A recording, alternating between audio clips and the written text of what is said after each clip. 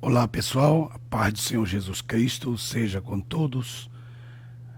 Eu estou muito feliz porque, na verdade, eu me sinto como Jesus quando ele disse para os seus discípulos, depois de 3 anos de trabalho, ministérios muito abençoado, e depois desses 3 anos ali na ceia, naquele momento, Jesus disse: desejei muito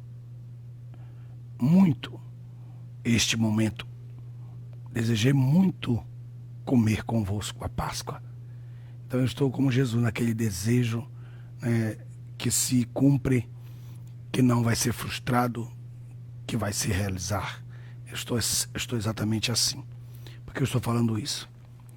Por causa da Bíblia Bereana, que chegou. É tão especial essa Bíblia que ela chegou primeiro na casa dos nossos colegas, nossos alunos. Chegou primeiro na casa deles do que na minha casa. A minha casa chegou ontem, fizemos uma festa muito grande, foi muito emocionante. E esta Bíblia, eu esperei muito por ela, muito por ela. Ela tem no final, para você ter uma ideia, é a única Bíblia no mundo que tem o certificado de uma escola no final para autenticar a leitura e o estudo, né, das Sagradas Letras. Então, este certificado que você tem aqui no final, imagina onde vão chegar esses certificados. Você vai poder entrar na internet, no nosso site, nossa página, Osana Bible School. O Mateus vai colocar aí, ou alguém que está nos ajudando, geralmente é o Tiago Cirino, pode ser também o Marcelo Gonçalves, enfim, que estão sempre nos apoiando aí, especialmente o Elício Garcia. Então, nós vamos colocar aqui neste site, né, Osana Bible School, 1000 perguntas da Bíblia, depois mais 1000, depois mais 1000, depois mais 1000 perguntas. Então serão um total 4000 perguntas. E essas 4000 só poderão acessar os que são alunos do Seminário Osana. E 1000 serão perguntas abertas para todas as pessoas que queiram e que tenham comprado esta Bíblia, que é a Bíblia Bereana, tenham adquirido esta Bíblia. Ela tem tremendas ferramentas, especialmente as figuras de Gênesis, que são teológicas, essas que eu tenho na minha mão, que hoje eu darei a primeira aula, e vocês vão saber por que eu fiz a Bereana, e está bem guardadinho, um segredo no meu coração. Lá no meio, entre Malaquias e Mateus, vocês têm as figuras dos 50 primeiros livros de Salmos, né? E lá no final você tem as figuras de escatologia. Não confunda, são dois tipos. Por exemplo, essas são as figuras, daqui começam as figuras de Apocalipse, mas antes dessas, as figuras da escatologia. Essas são as figuras da escatologia. Então, ela traz consigo outras bênçãos. Por exemplo, você que está aconselhando uma pessoa e a pessoa está ali tentando se matar, suicídio, aí o que você tem na Bíblia para você explicar para ela que essa decisão que ela vai tomar é uma decisão totalmente louca?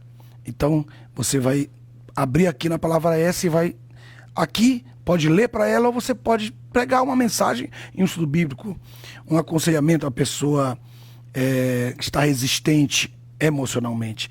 Aí você vai ter um montão de versos para você achar sobre respeito, né? Sobre responsabilidade, sobre ressentimento, sobre o retardado, sobre retaliação, sobre restrição, restituição, restauração, quando necessidade de restauração. Todos os vocábulos relacionados ao aconselhamento pastoral. Você que trabalha na área da psicologia, você vai poder utilizar isso aqui, foi preparado para isso. Como é necessário hoje, em nossos dias, essa ferramenta. A outra ferramenta que eu tenho aqui, que é muito importante, é que eu coloquei aqui, irmãos, eu fiz sem pena, que é o Manual de Episcopologia. Manual de Episcopologia. Esse Manual de Episcopologia é aquele livro que vocês têm de Episcopologia, só que aqui ele está resumido em como se fosse um esboço um pouco melhorado, mais carne aí, para você tirar algumas coisas. Então, mas você vai viajar a algum lugar, você não levar muita coisa, vai dar um estudo bíblico para os pastores, para os obreiros, todo a primeira semana de cada mês, ou segunda semana de cada mês, ou terceira semana de cada mês, tem reunião de obreiro. O que você vai falar para eles? Então eu coloquei aqui esse manual de episcopologia para você tirar mensagens. Aqui tem mais de 1000 mensagens para os obreiros. Mais de 1000 mensagens só para os pastores obreiros, não. E aqui não é aquela coisinha assim de Jesus vai voltar, 3 razões porque Jesus vai voltar, 3 razões porque você vai ser cheio do Espírito Santo. Não, para com isso. Você vai ler o texto e vai ter a explicação para ajudar milhares de pessoas que estão no interior de muitos estados, das províncias, né, dos lugares, dos countries, enfim, que aí as pessoas têm pouco acesso à literatura. Eu fiz isso para que você seja abençoado. Então, e também abençoar uma grande ferramenta para o obreiro. Também esta Bíblia que eu vou fazer, o Mateus vai fazer para mim uma apresentação, eu explicando detalhes dela, mas já estou fazendo isso antecipadamente, que ela tem, meus irmãos, além do manual de psicopologia, que ela tem também as figuras da psicopologia aqui, ó. As figuras, Mateus, olha só. Os pilares apostólicos, tá vendo as figuras? Né? As rotas de ação ministerial do mestre, do evangelista, do pastor, do apóstolo. A hierarquia da igreja no Novo Testamento, que é impressionante, importante, muito importante, como funciona, como nós consideramos os 12 apóstolos, os principais apóstolos, os 11 mais Paulo, como eles são chamados na Bíblia e como também são chamados os outros apóstolos e como são chamados os que vieram depois desses outros apóstolos. E que chegamos na patrística, né, que é a doutrina dos pais da igreja. Temos aqui também o sacerdócio segundo a ordem de Cristo, o ministério e o presbitério, né, e também os líderes do Novo Testamento hoje, a explicação. Depois desse vem então os mapas da escatologia, né? Vem todo, olha só, os sete de Apocalipse, tá vendo? As 7 igrejas, as 7 taças da ira de Deus, as 7 proclamações angelicais, né? Os 7 lugares, o trono branco, o céu dos céus, as regiões celestes, a terra, o Hades, o abismo, o inferno e o lago de fogo. Ou o lago de fogo. E depois tem os 7 anjos, depois nós temos os 7 personagens vindos de Deus, tá? Aí tem os 7 personagens do mal. Depois você tem mais, não é só isso não, mas aqui tem mais 7, né? Isso aqui é para quem estuda a Bíblia. Aí começa o livro de Apocalipse através de dois, o que você faz? Pega isso aqui, né? Amplia isso aqui lá na igreja e você vai dar o estudo para eles durante o seu curso, tá? Escola bíblica, pode ser escola bíblica dominical, pode ser nos cultos de doutrina. E depois, olha só quanta riqueza que tem nessa Bíblia. Por isso que eu estava esperando ela de uma forma muito especial. Aqui, ó. As perguntas dos novos convertidos na fé. Ajuda aos novos convertidos, né?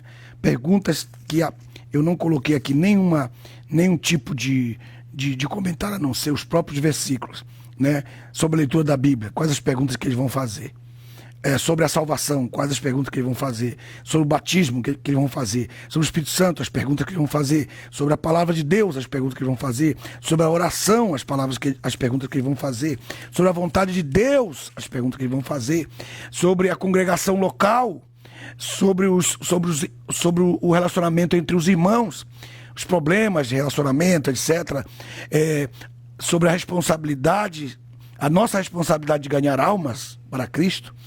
Quanto à liberdade e os limites Limites cristãos, porque muita gente não sabe o seu limite. Tem gente que não tem ética. As coisas, por exemplo, que ela tem que perguntar para você, inbox dentro, ela pergunta publicamente. É uma pessoa mal educada, que não tem nenhum tipo de educação. Perguntas que são íntimas, são perguntas do relacionamento, perguntas empresariais, são perguntas que envolvem ética, e a pessoa pergunta publicamente no Face. Então, isso eu dei autoridade para o Marcelo, para aquele que cuida disso, e bloqueia isso aí, tira isso daí, tira esse ser humano aí, não pode estar aí no nosso meio. Então são perguntas sobre a ética, a liberdade e os limites cristãos, a ética, né? Quanto às nossas dádivas para a expansão do reino de Deus, são muitas perguntas, né? Como posso apoiar a economia da igreja? Quais são os meus deveres da economia? Desde quando Deus recebe dízimo? Por que o dízimo é importante? Todas as perguntas vão estar aqui. Quanto à vitória sobre o pecado e a pecaminosidade humana. Depois, as coisas do porvir, o que vão acontecer, essas coisas que vão acontecer. Depois disso, você tem aqui ainda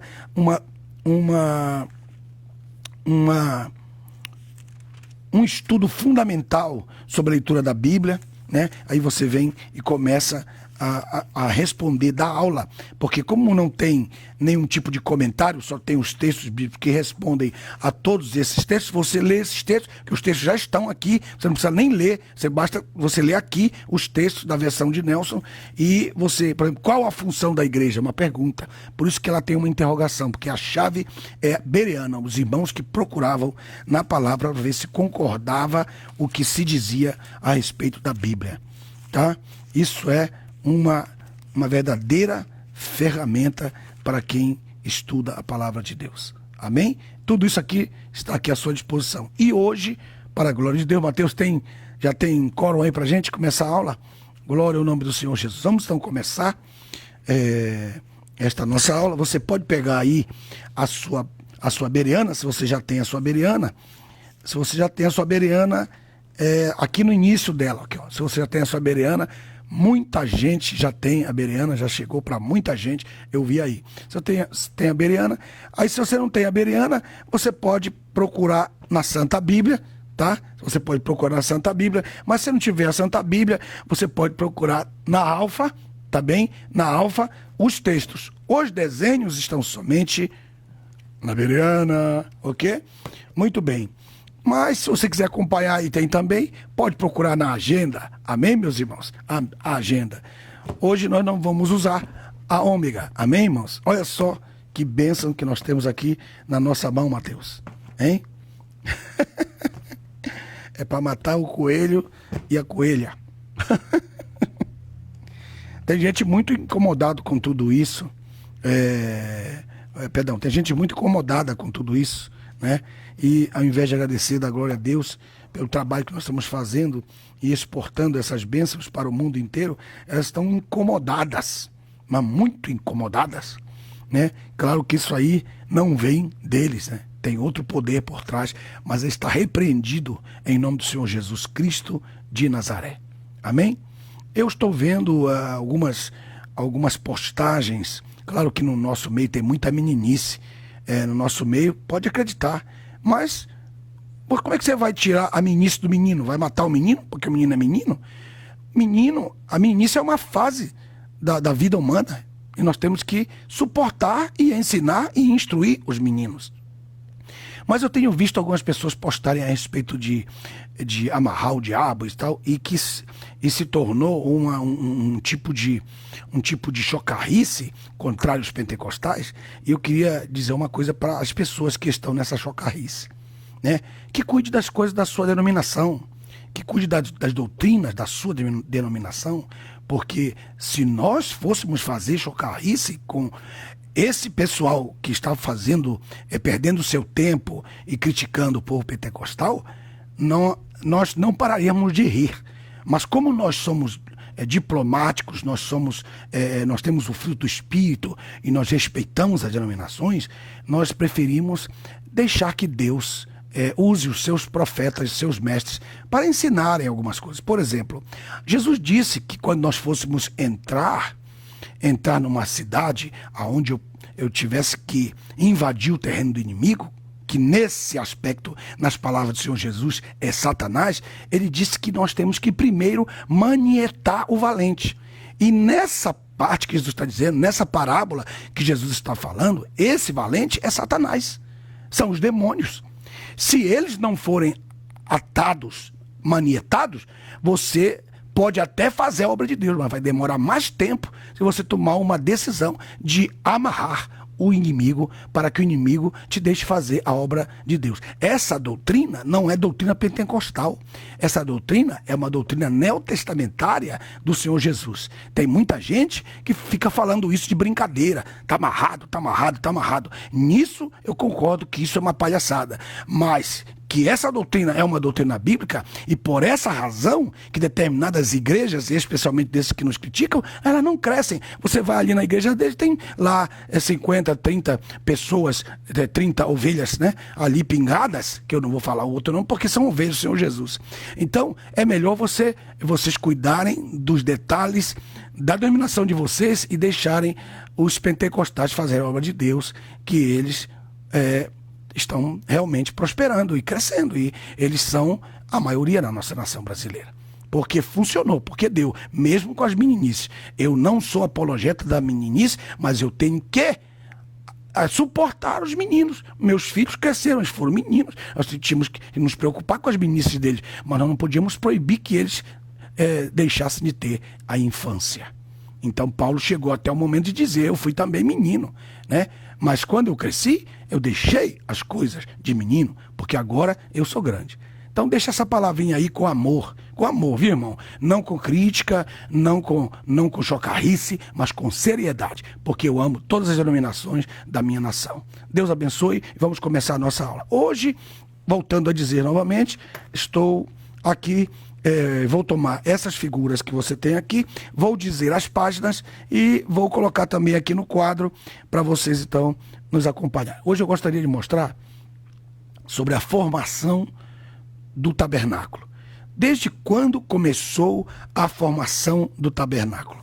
Então eu coloquei aqui, tá tudo certo aqui, né, Mateus? Pode entrar aqui. Muito bem. Então eu coloquei aqui, ó, o primeiro tabernáculo. Esse desenho aí eu fiz hoje.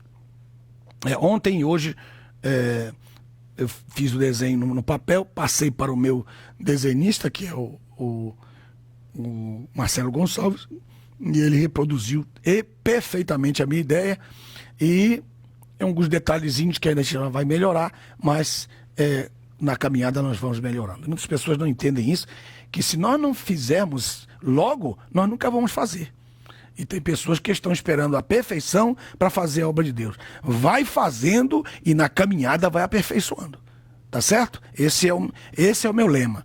Esse é o meu lema. Porque se nós fôssemos esperar até a perfeição, nós nunca faríamos nada nessa vida. Então, começa essa construção, começa essa casa, começa esse negócio, começa essa empresa, e na caminhada você vai aprender até chegar à perfeição. Muito bem. O primeiro tabernáculo, eu coloquei aqui em cima, eu coloquei o trono de Deus, que é o trono que vocês já conhecem, né? Com os 24 anciãos e os 4 querubins. 1, 2, 3, o outro que fica aqui embaixo. Muito bem. Eu coloquei isso aqui, mas isso aqui está sendo visto de forma perpendicular. Aí você pode ver assim, nesse aspecto, como se fosse um retângulo, mas não é. Ele é um quadrado. Então vamos aumentar isso aqui como se fosse um quadrado. Um quadrado, né? Então esse aqui para cá. Muito bem. E aqui você tem, no meio, você tem o quê? A árvore da vida. E você tem não é que havia uma só árvore. Não, a gente pensa isso, né? Que havia, mas está falando da espécie da árvore, tá? Da espécie da árvore. Então, aqui no meio, a árvore da vida, que eu coloquei número 4, a árvore da vida. Muito bem. Esse lugar era regado com as águas que formavam uma cabeceira. Essas águas formavam essa cabeceira, elas se formavam em quatro rios. Este é o Éden. Uma coisa muito importante, todas as outras árvores, todas as outras árvores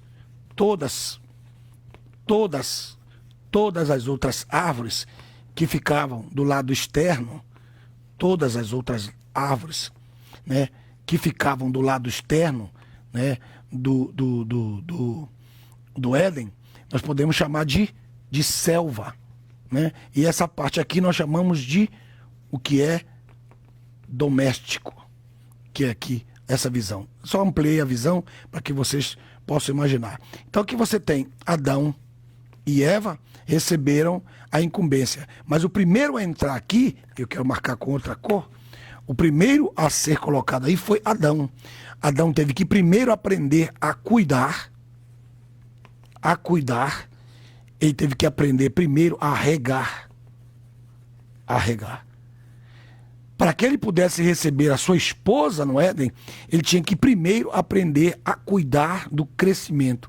Porque da mesma forma como essas plantas vão crescer e o privilégio que ele vai ter depois dos seus frutos é também um tipo do cuidado que ele vai ter com a sua esposa e com seus filhos e com a sua família. Então ele vai ter que aprender a cuidar, ele vai ter que aprender a regar. Deus não colocou Eva ali enquanto ele não aprendesse a cuidar e a regar o seu lar, o seu jardim. Isso é muito, muito incomum hoje, porque os homens querem vir para cá, para dentro, já com a sua esposa, e aqui dentro começa a haver um montão de problemas. Por quê? Porque ele não sabe cuidar dela.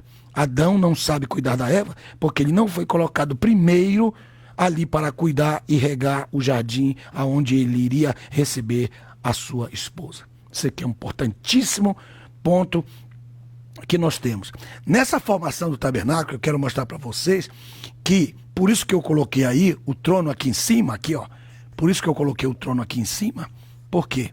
O trono, aqui as rodas, né? As rodas do trono, aqui o trono do Pai, porque só havia um trono aqui, nesse período, só um trono. Então, aqui o Marcelo, isso é importante, viu? Fala com o José, o Hélito, sobre isso. Muito bem, então, esse detalhe aqui é importante. Por quê? Porque Deus descia e ele entrava ali, né, no Éden. Ele vinha, descia e entrava no Éden. Ele vinha, descia e entrava no Éden. E o que ele vinha fazer? Ele vinha para o culto. Deus vinha para o culto que Adão prestava a ele aqui no Éden, né? Algumas pessoas dizem, pastor, eu não vejo isso na Bíblia. Não vê porque a Bíblia não vai contar os detalhes de 6.000 anos, palavra por palavra, porque não haveria livros na face da terra que pudessem... Irmão, a Bíblia você não lê, imagina se houvesse 1.000 livros para você ler a respeito da história da humanidade até o dia de hoje, exclusivas das histórias de Deus, né? A Bíblia, você não lê uma frase, eu digo para os irmãos lá, convoquei os alunos para a graduação no seminário e o camarada fica mandando mensagem no inbox, eu digo, leia a convocatória, o cara continua escrevendo no inbox, eu disse pela terceira vez, leia a convocatória, rapaz.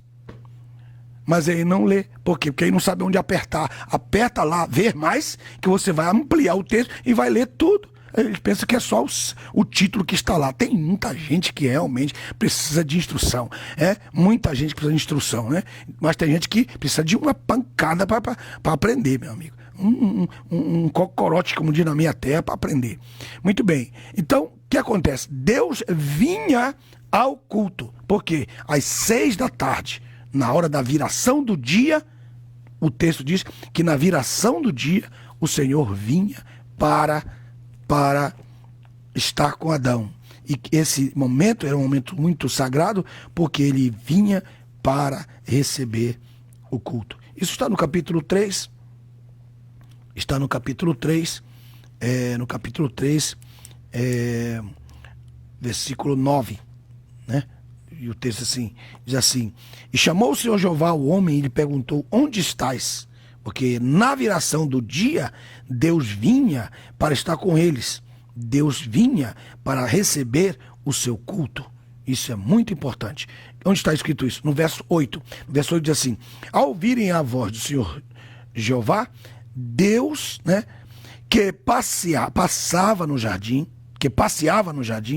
ao declinar do dia, isto é, às 6 horas da tarde, né, Adão e sua mulher se esconderam da presença do Senhor Deus entre as árvores. Então, um lugar que servia para revelar a presença de Deus. Um lugar que serviu para que eles pudessem contemplar a majestosa presença de Deus, agora se tornou o lugar usado para eles se esconderem, tentarem se esconder da presença de Deus. Olha a diferença. Na verdade, o Éden, no meio dessas florestas aqui, que eu quero mostrar para vocês aqui, o Éden está no meio dessa floresta. Por quê? Porque todas as outras árvores, você pode ver aí no início, o texto no capítulo 1, o Senhor falando, dizendo o seguinte, no capítulo 1,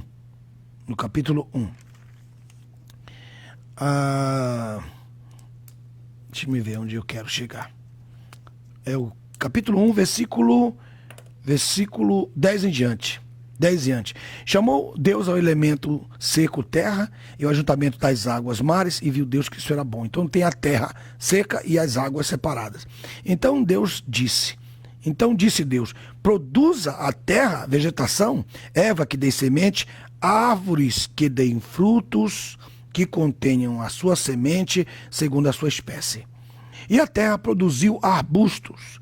Irmão, qual é a diferença entre árvores frutíferas e arbustos? É que, olha só, o arbusto, ele é diferente porque as suas sementes não são frutíferas. São árvores que dão flores, elas dão alguns cachos, mas não são frutíferas. Então, os arbustos são árvores que não produzem frutos para se comer. Então, essa é a diferença.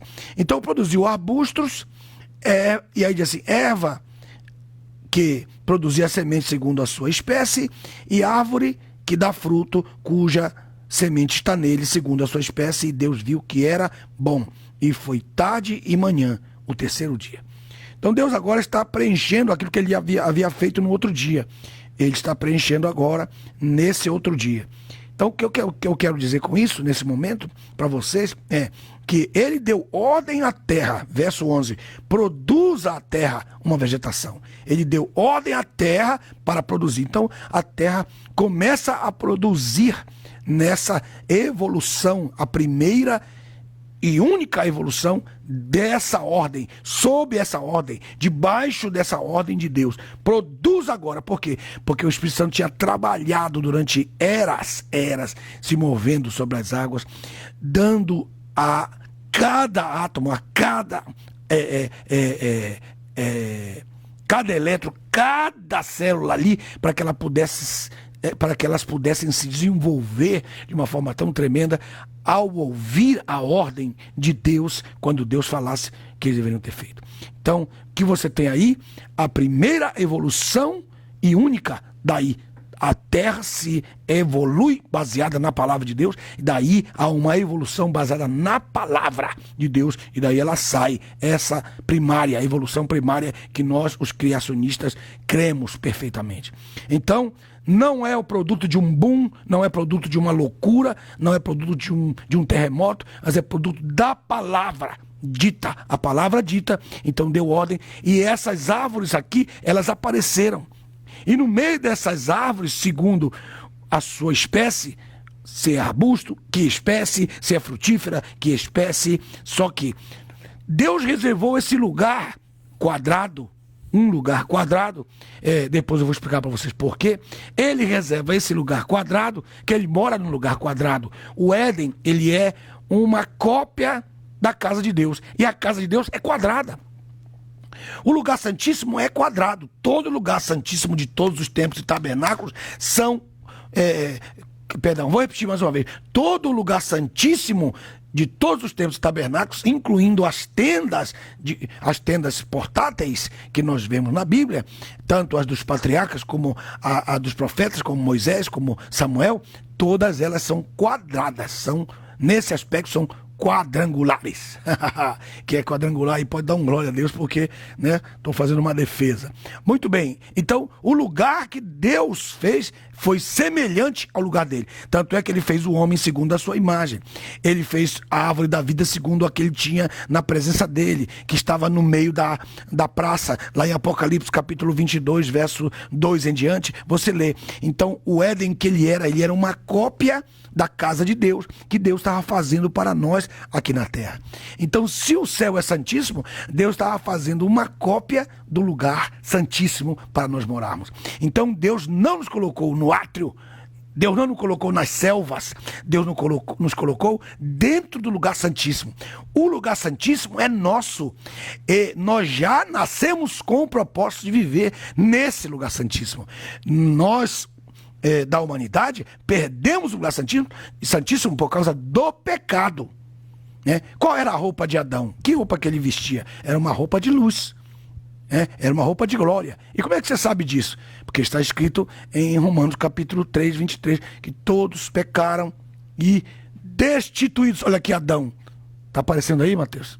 Né? Olha aqui Adão e Eva, né, vestidos de pele, aqui é peles do cordeiro que foi morto desde a fundação do mundo. O irmão perguntou, que cordeiro é esse que eu não vi esse cordeiro na Bíblia, né? Ele quer ler lá em Gênesis o cordeiro, mas ele está lá em Apocalipse, está bem longe, viu, irmão? Está bem longe de onde está procurando. Muito bem. Ok, esse cordeiro que foi morto desde a fundação do mundo, cobriu as partes indecorosas deste homem.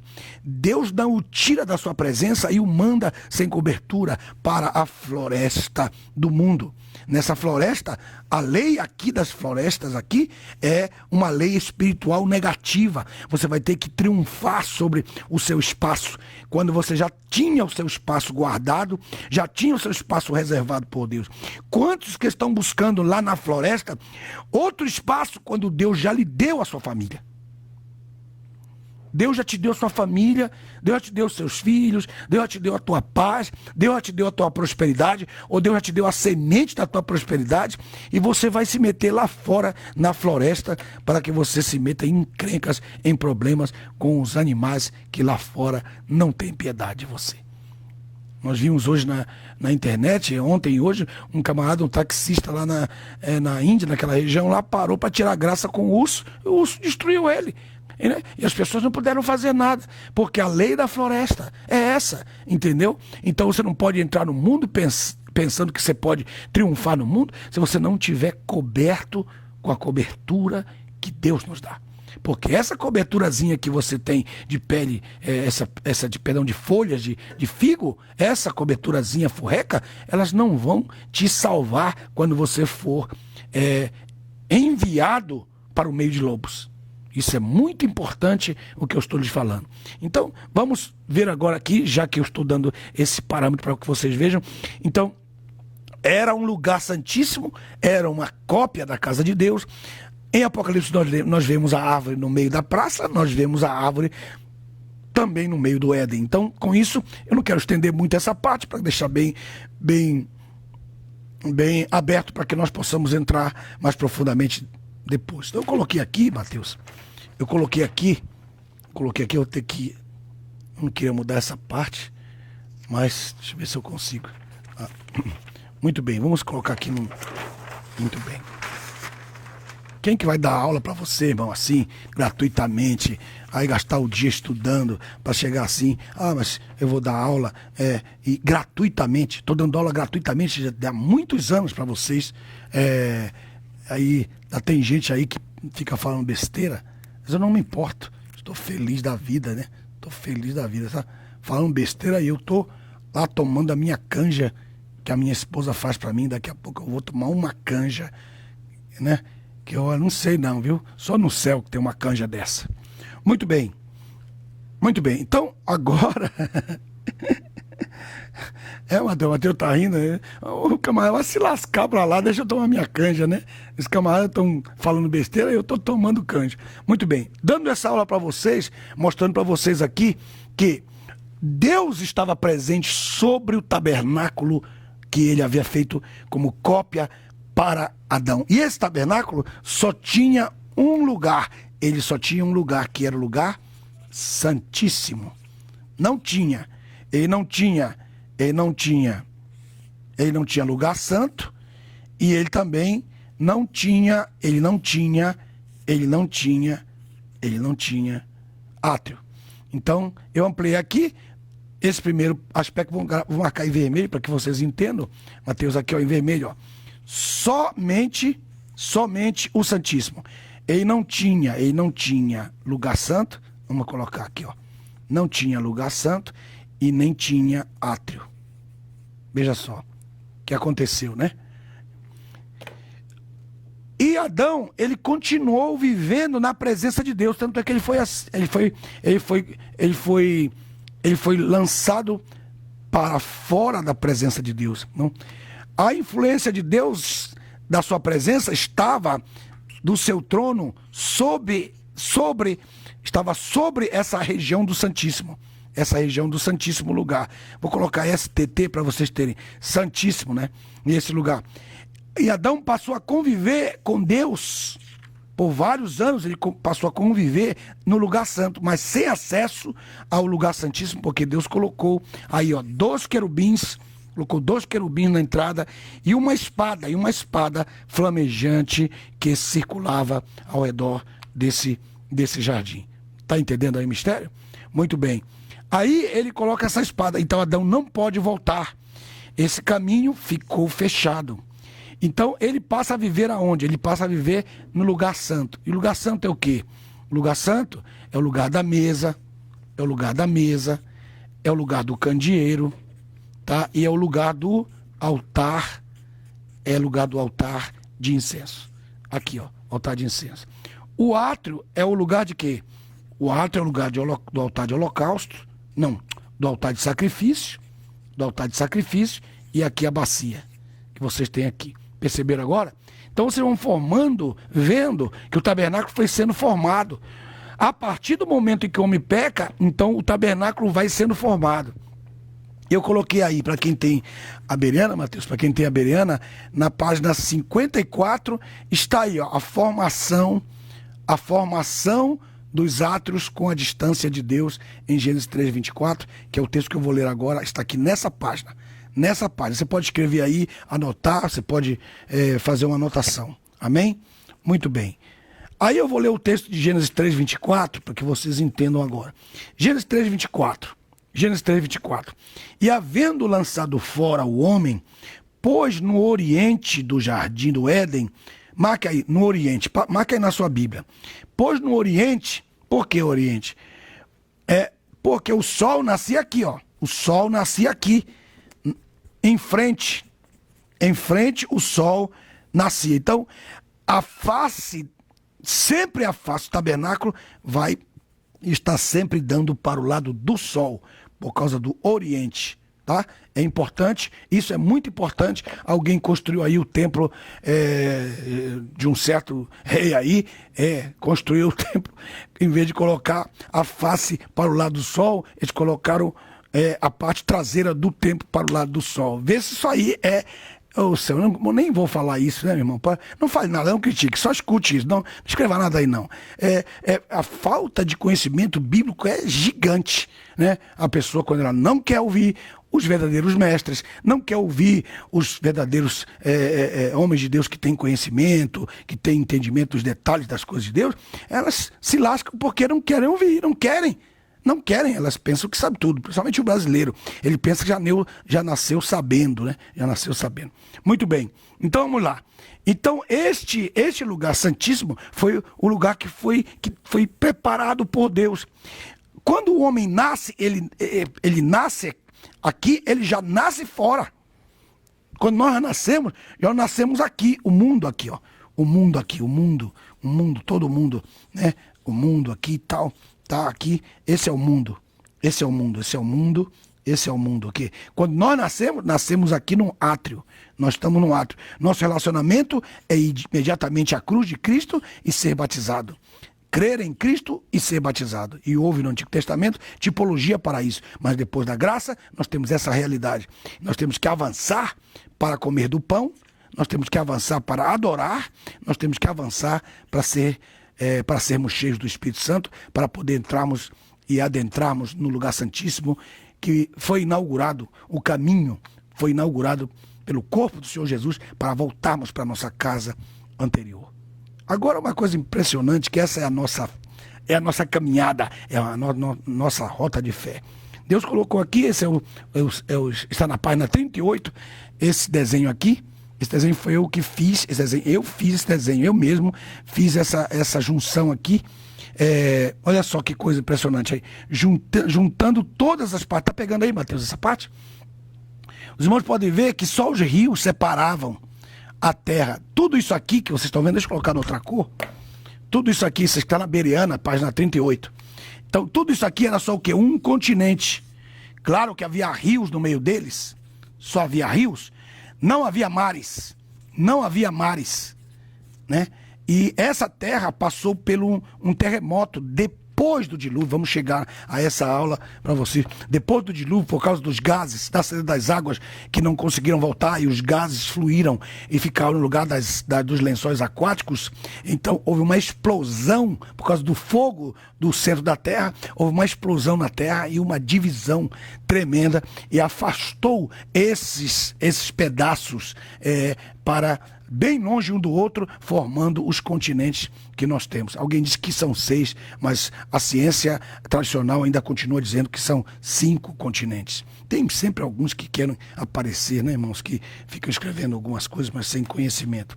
Muito bem, a ciência tradicional fala 5 continentes.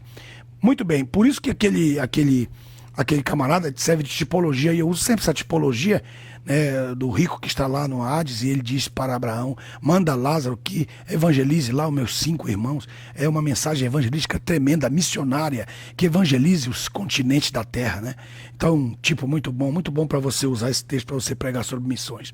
Então, aqui formando o tabernáculo, estamos dando uma primeira aula para vocês verem que essa formação foi acontecendo, tá? Agora você diz assim: pastor, mas eu não vejo os 4 rios, né? Onde estão os rios? A Bíblia fala de 4 rios, eu vejo só. Alguns encontraram 3, já encontraram 3, mas falta um, né? Cadê um? Porque esse era subaquático, esse era um rio que fluía como muitos rios fluem. Tem rios gigantíssimos por debaixo da terra que a ciência ainda não descobriu. Alguns cientistas estão estudando sobre isso, e alguns colegas meus começaram a estudar sobre isso depois que eles ouviram uma aula minha sobre isso. Então, existem rios subaquáticos tremendos. No Brasil tem muitos, tem centenas deles, que muitas pessoas não têm nem ideia que eles existem. E um desses 4 rios era um rio que avançava por baixo da terra. Por isso que muitas pessoas não veem hoje na Bíblia. Mas toda essa formação desse Éden, alguém pergunta o que aconteceu com ele, foi destruído. O tempo foi passando e Deus abandonou esse lugar como se fosse um lugar reservado para Adão. A floresta tomou conta e ele simplesmente desapareceu com o tempo. Deus retirou aquilo que ele havia plantado, que era a árvore da vida, e continuou com a árvore original dele no céu. É simples assim, sem ter que criar problema para ninguém. Muito bem. Ok? Glória ao nome do Senhor Jesus. Isso é uma aula muito importante. Muito importante. Como estão as coisas aí, Mateus? Uma bênção, glória a Jesus. Então, mais uma aqui para que vocês possam, né? Não me preocupe, que eu estou cheio aqui desse desenho aqui. Mais uma vez, né? Esse desenho aí. Glória a Deus. Muito especial mesmo. Muito bem. Agora vamos falar sobre essa segunda parte, que é a formação aqui. Desculpa, irmãos, deixa eu colocar aqui no meio, que vai ficar melhor aqui no meio, Mateus. Vamos colocar mais uma fita aqui, adesiva aqui para vocês. Que a gente não... Ok, muito bem. Tá pegando aí, Mateus? Ok, vamos ampliar agora. Ampliando, nós temos aqui o lugar santo, o que é hoje lugar santo, tá? E agora nós temos que ampliar o átrio. Tira isso aqui, que isso aqui tá errado, esse risco. Como foi formado isso? Veja só, olha que coisa impressionante, né? Deus... Alguém fez um desenho, achei interessante esse desenho, mas a pessoa... Puxa, se ela precisasse, se ela estudasse um pouquinho mais, ela ia... Irmão, que desenho tremendo que a pessoa fez, só que ela fez uma besteira. Ela pegou o cordeiro e colocou o cordeiro aqui, ó. É muito inteligente, foi uma coisa assim muito inteligente, Mateus, que ela fez, né? Ela pegou o cordeiro e matou ele aqui, para formar o átrio aqui fora. Inteligente, eu tenho que bater palmas. Mas não, isso não aconteceu. Isso aqui não aconteceu. O sangue foi derramado no Santíssimo. O sangue foi derramado no Santíssimo. O sangue do cordeiro foi derramado no Santíssimo. Por essa razão que ele foi derramado no Santíssimo, que quando o animal é morto aqui, o sacerdote, ele tem que pegar, ele tem que pegar o sangue, e ele tem que caminhar, ele tem que se voltar e levar o sangue para cá. Por que ele tem que levar para cá? Porque o cordeiro foi morto aqui, no Santíssimo. Por isso que todas as vezes, aleluia, eu não suporto isso. É muito violento para mim. Que o texto é tremendo. Por isso que todo sacerdote, quando ele imolava no altar de sacrifício, o bezerro, a bezerra, o cordeiro, o cordeiro de 1 ano, ou o cordeiro já preparado, com suas patas lavadas, o bode, né? Eles tinham que trazer o sangue para cá, porque era aqui que o sangue propiciava. E isso, trazendo para o tabernáculo em si, ele tinha que levar para dentro e colocar lá dentro, em cima da arca, que era o propiciatório, que é a tampa da arca. A tampa e a caixa são 2 peças diferentes. O propiciatório é a tampa da arca. Então ele tinha que colocar o sangue lá, porque o cordeiro foi morto lá, para cobrir Adão, para que esse casal pudesse sair e enfrentar a floresta lá fora. E esse texto é muito especial, eu queria ver se vocês gastam um tempozinho aí procurando. Eu amo a minha Bíbliazinha, minha Bíblia Agenda, minha Bíblia Bereana, que amor, né? Dividir o meu amor por tudo isso, por todos esses. Bênção de Deus, muito feliz por esse trabalho, Orem muito por mim, eu preciso muita saúde, né? Para poder dar continuidade ao projeto, tem que terminar a Bible Chronos do Antigo Testamento, que está quase terminada o primeiro volume, tem o primeiro e o segundo volume já estão prontos. Inclusive, a irmã Soraya trabalhou fazendo a análise, que ela é muito boa nisso aí. Soraya Carvalho trabalhou nisso aí lá no seminário, lá em São Paulo. A gente já estando aqui, ela foi lá no seminário trabalhar para poder ver, porque ela foi muito útil na Bible Chronos, né, do Novo Testamento, e nós já temos as 2 prontas, só que eu estou melhorando elas ainda, e eu vou, se Deus quiser, colocar figuras na Bible Chronos do Antigo Testamento, para que possa melhorar ainda o entendimento dos meus amados irmãos. Vai ser uma grande obra a Bible Chronos do Antigo. Já é, porque ela está linda demais. Muito bem.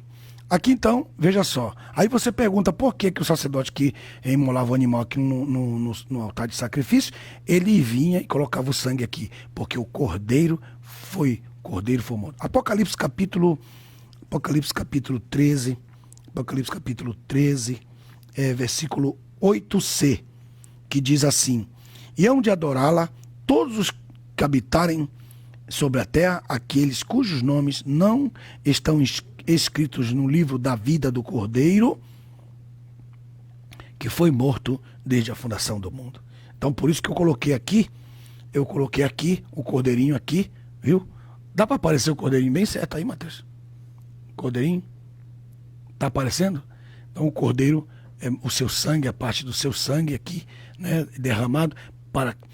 Este cordeiro é um tipo de Cristo que hoje é o nosso amigo, o Cordeiro de Deus, que João apresentou, né? Eu vou dar uma aula só sobre o Cordeiro de Deus, desde Gênesis até Apocalipse, não tem como falar sobre isso agora, mas esse Cordeiro é o acompanhante do homem espiritual. O Cordeiro de Deus foi dado, o Cordeiro foi dado para acompanhar o homem espiritual.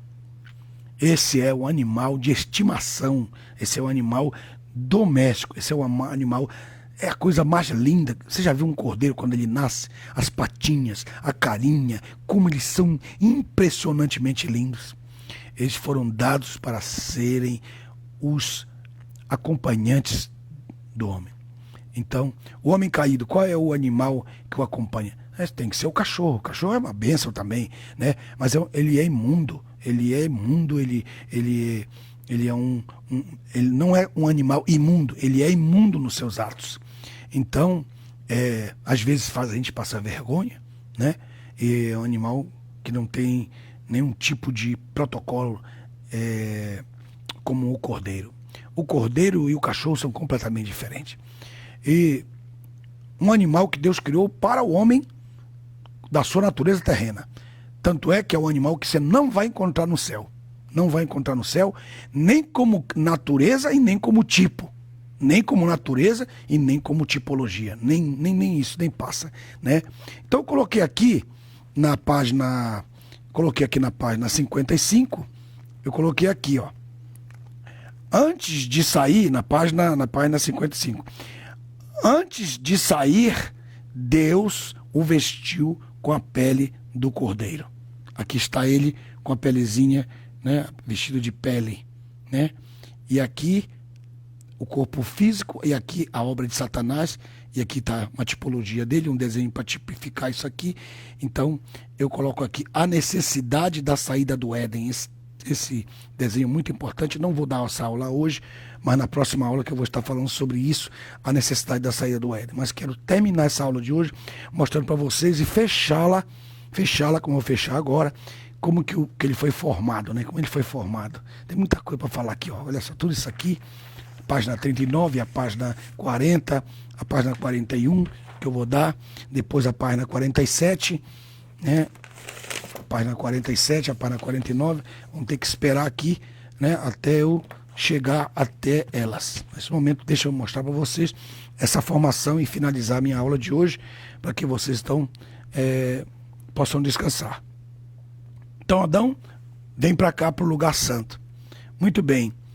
Eles aqui no lugar santo, estou falando no modo espiritual, viu, irmão? Quem me entender, me entenda.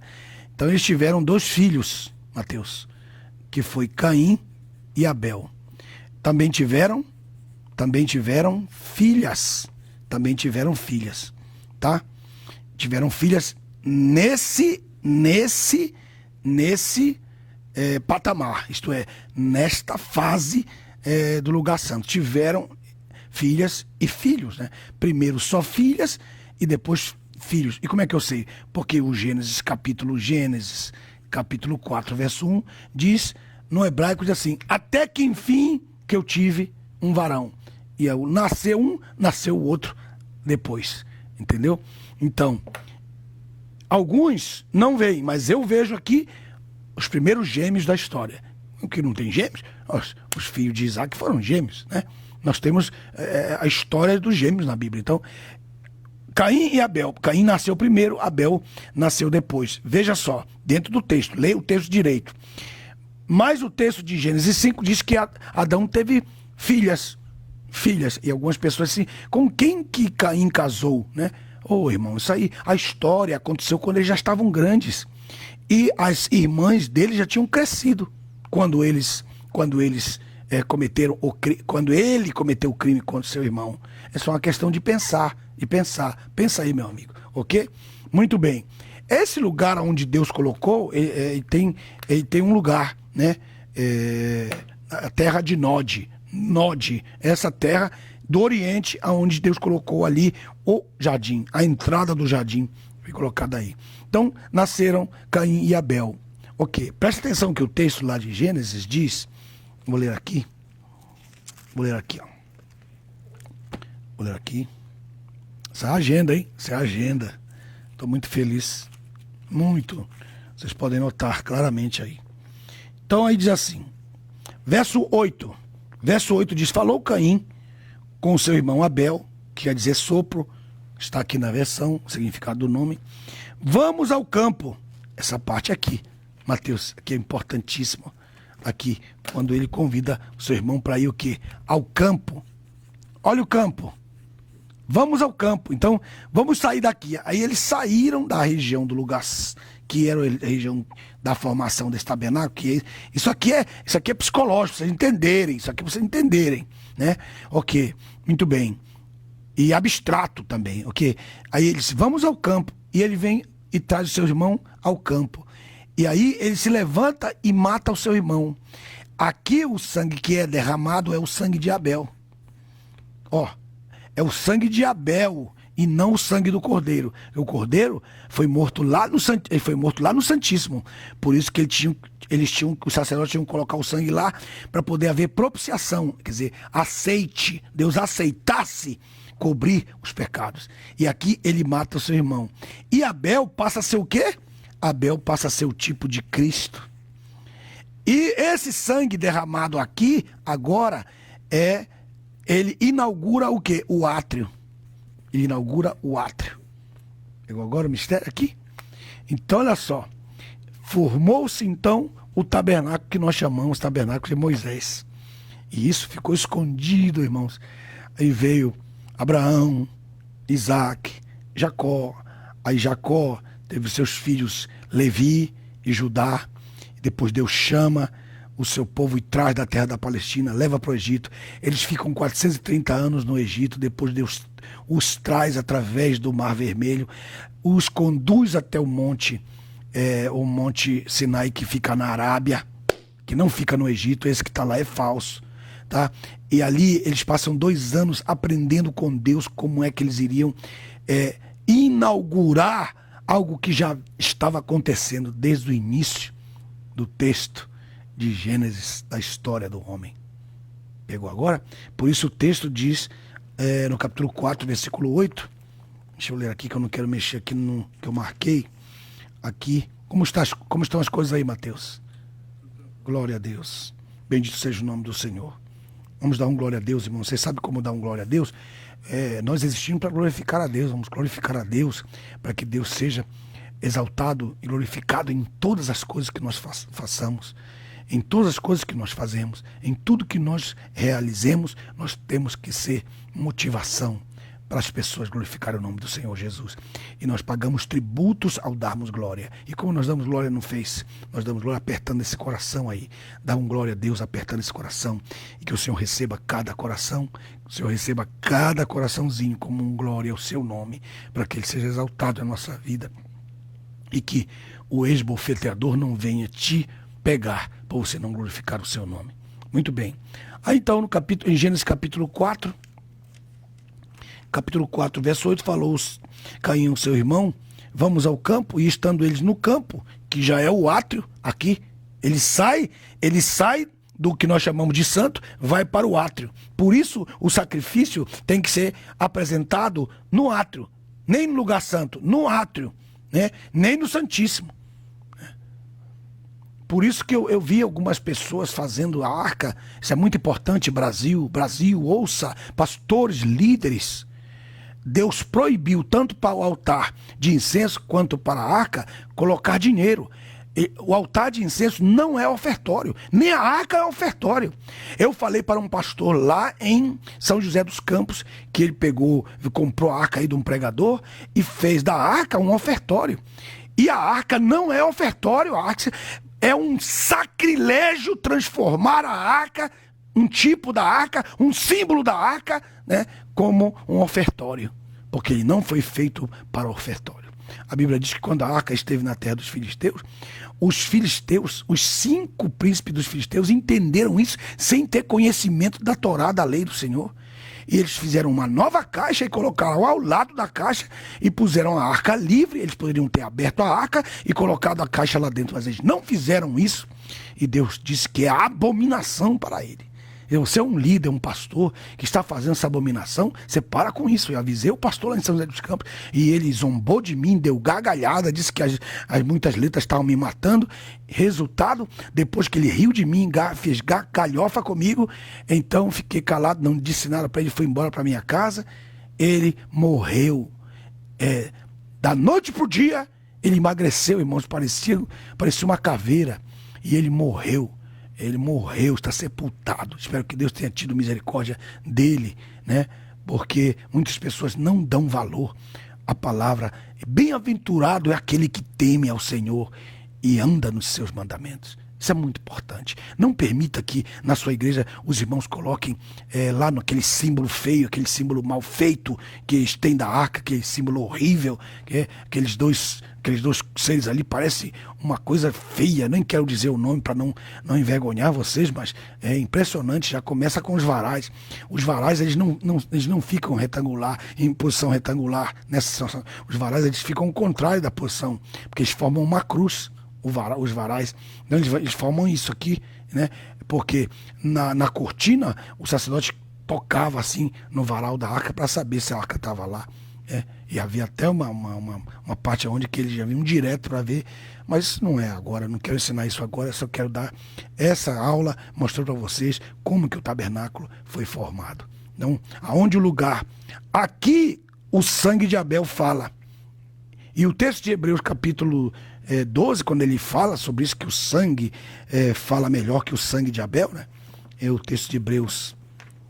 Glória a Deus. Bendito seja o nome do Senhor. Hebreus capítulo 12.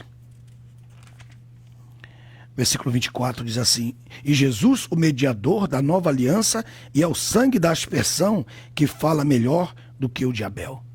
Por que ele fala melhor do que Abel? Eu li alguns comentários de alguns livros dizendo que Abel clamou a Deus para que Deus matasse o irmão dele, que Abel justificasse a sua morte, e que Abel, que Abel orou dizendo que Caim morresse, que Caim fosse destruído, que Abel orou pedindo a Deus vingança, que Abel pedia mesmo que a Deus levantasse a sua mão com ira contra seu irmão.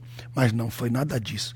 Muito pelo contrário, Abel foi um exemplo. Por isso que o sangue de Jesus fala melhor, porque o sangue dele falava. O que ele falava, o sangue de Abel? Deus, tem misericórdia do meu irmão. Senhor, tem misericórdia do meu irmão, para que o meu irmão encontre o caminho da vida. Para que o meu irmão encontre o caminho da vida. E mesmo que ele tenha dito, meus irmãos, mesmo que ele tenha dito, eu serei vagabundo na terra, alguém vai me achar, vai me matar, o que me achar vai me matar.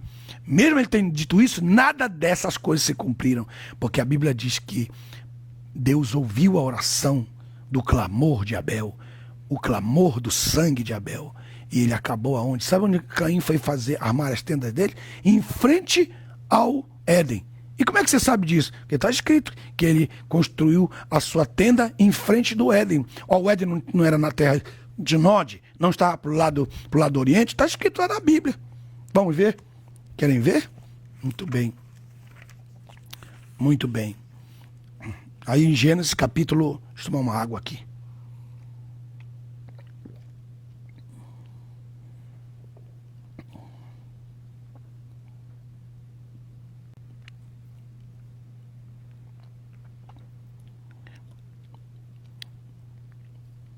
Ele começa a dizer... no verso 3... maldição dita por ele mesmo, né? Gênesis capítulo 4, verso 3 diz assim: Então disse Caim ao Senhor: Grande é a minha transgressão para que possa ser perdoada. Eis que hoje me lanças da face da terra, que é esse lugar aqui que nós chamamos, aqui esse campo, né? Tu me lanças na face da terra. Mais perdido ainda, ele iria ficar fora desse lugar. Ele não iria ficar nem no átrio. Veja só que coisa impressionante isso, meus irmãos. Aí de serei errante e vagabundo, verso 14. Qualquer que me achar, me matará. Verso 14, o final. Aí Deus disse: vou colocar um sinal em ti. Da mesma forma como eu coloquei roupa no teu pai e na tua mãe, eu vou pôr um sinal que ele vai servir de repelente dos assassinos. Que coisa incrível, né? É um tipo tremendo. Aí no capítulo 4, verso 16, diz assim: então fugiu Caim da presença do Senhor. Já é a segunda coisa aqui, ó. Eu chamo esse lugar aqui de presença do Senhor. Presença do Senhor, Mateus. Então nós temos aqui presença do Senhor, face da terra e o lugar do Éden. 3 lugares, né? O Éden, a presença do Senhor, que é o lugar que eu estou chamando para o lugar santo. Esse é o Santíssimo, esse é o Santo, e esse que eu chamo de átrio, naquele tempo era chamado de face da terra. Nós temos aí, ele nem na face da terra, ele teve que ser levado. Mas aí, ele que disse isso, mas o clamor do sangue do seu irmão. Que coisa incrível, a oração tem um poder tremendo, meus irmãos. Olha só o que diz o texto. O texto diz assim, verso 16, leiam bem, o verso 16 diz assim: aleluia, glória, glória a Deus. Então fugiu Caim da presença do Senhor Jeová e armou a sua tenda na terra de Nod, ao oriente do Éden. Então ele ficou na frente do Éden. Por quê? Porque ele queria se reencontrar. Houve no coração dele, por causa do efeito da oração, a providência de Deus para que ele voltasse à comunhão. Ele encontra os 2 querubins na porta. Isso aqui você não entra. Então eu vou fazer a minha tenda aqui na frente. E aqui eu vou ficar. E assim a humanidade ficou esperando que esse lugar se abrisse, né? Na frente do átrio. Porque nem no santo, nem no átrio ele podia entrar. Porque o caminho da espada chegava até onde ele estava. Amém, meus irmãos? Esta é a linda Bíblia que vocês podem adquirir, vocês que ainda não têm, com todos esses desenhos, tudo isso aqui. Que quando você olhar para esses desenhos e assistir esta classe, você vai dizer assim: que bom que eu tenho algo que pode ser uma bênção na minha vida. Vocês estão vendo também a capa? Essa capa plástica foi mandada hoje para o Brasil. Essa capa plástica, ela dá agenda. E eu estou usando essa capa plástica para a minha Bereana. Você também vai poder utilizar também essa capa plástica na sua Bereana, se você quiser. Mandei centenas delas hoje, através do pastor Lindolfo, que com o coração aberto levou. E amanhã o Elício estará recebendo lá em Guarulhos, se Deus quiser. E fica assim, ó. Fica assim, ó. Ela dá certinha na agenda. E também você pode utilizar também na Bereana, fica assim um pouquinho maior, mas não é tanto. Mas eu já mandei fazer também as capas plásticas da Bereana para ela caber bem tranquilamente. Amém? Deus abençoe, Mateus, como foi aí? Deus abençoe a todos. Glorificado seja o teu nome. Quero orar por vocês. Em nome do Senhor Jesus, Pai Celestial, quero agradecer a presença de cada um dos teus filhos, o carinho que eles têm. Senhor, nós somos uma família só. Não importa qual a denominação, nós somos o corpo de Cristo, a tua igreja que está escondida em tantos lugares diferentes. O Senhor nunca vai revelar este povo escondido, Senhor, porque esses homens buscam adonhar-se dela, mas eles nunca vão conseguir, porque ela está escondida, ela está guardada pelo teu Espírito Santo. Eu quero abençoar a vida dos meus irmãos que têm participado dessas aulas, que seja uma bênção para a vida deles, que cada um deles possa ter condições econômicas para adquirir esse material, para abençoar nossas vidas, para que nós possamos continuar fazendo esta obra. Muito obrigado pelo carinho de cada um, em nome de Jesus. Amém.